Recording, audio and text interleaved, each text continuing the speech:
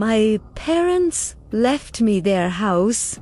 I'd never seen it before. It's a long story, but basically, they bought it right after I was born and kept it as a sort of secret retreat, a weird inheritance. But a free house is a free house, right? Or so I thought the first time I stepped inside.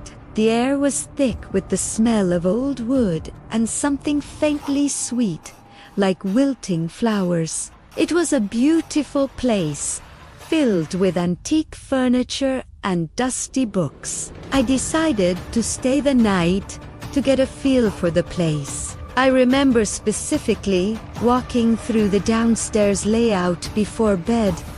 Living room on the left, dining room on the right, and a small study at the very back past the kitchen. I woke up the next morning to sunlight streaming through a window where there had eoned been one before. I sat up, confused. The bedroom door was now on the opposite wall. Shaking it off as a weird dream, I went downstairs. But it wasn't the same. The living room and dining room had switched places. The grand, dark oak dining table I'd admired was now where the plush sofa had been. I stood there, heart pounding, trying to rationalize it. Maybe I was just tired, disoriented from the travel. I spent the day nervously exploring, taking pictures with my phone to prove I wasn't losing my mind. That evening, I made sure to double-check everything.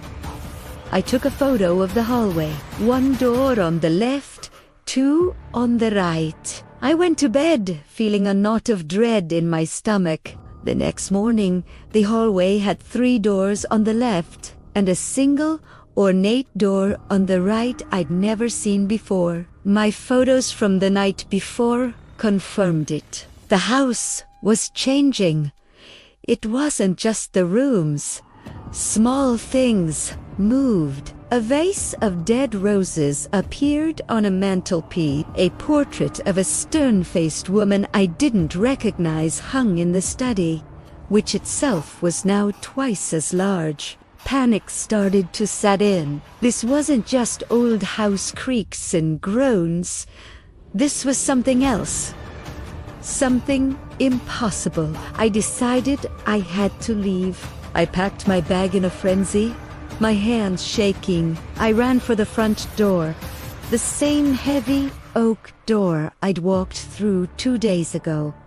I twisted the handle. It wouldn't budge. I pulled and pushed, but it was sealed shut, as if it were part of the wall itself. I ran to the windows, but they were all gone, replaced by solid, unforgiving brick. Days have blended into weeks now. I don't know how long it's been. The house changes every time I sleep. Sometimes I wake up in a lavish ballroom. Other times, a cramped, windowless attic. The layout is never the same. New rooms appear. Old ones vanish.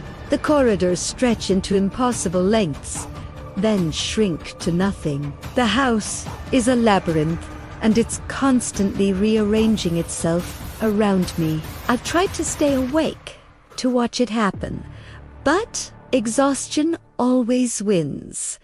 Food appears sometimes, a plate of cold toast, a glass of water, just enough to keep me going. I think the house wants me here. It's playing with me. Sometimes I find doors that lead to rooms I've just left. Sometimes I find rooms that are exact duplicates of my childhood bedroom, filled with my old toys, a cruel mockery of comfort. Last night, I found a new room. It was small and bare, except for a collection of framed photographs on the wall. They were pictures of me, sleeping in the different beds the house provides. Me, frantically trying a locked door. Me, weeping in a hallway. And in the corner of every photo, just barely visible in the shadows, is a tall, slender figure. I haven't slept since. I'm afraid of what new room I'll wake up in, and I'm even more afraid the next time I wake up, I won't be alone.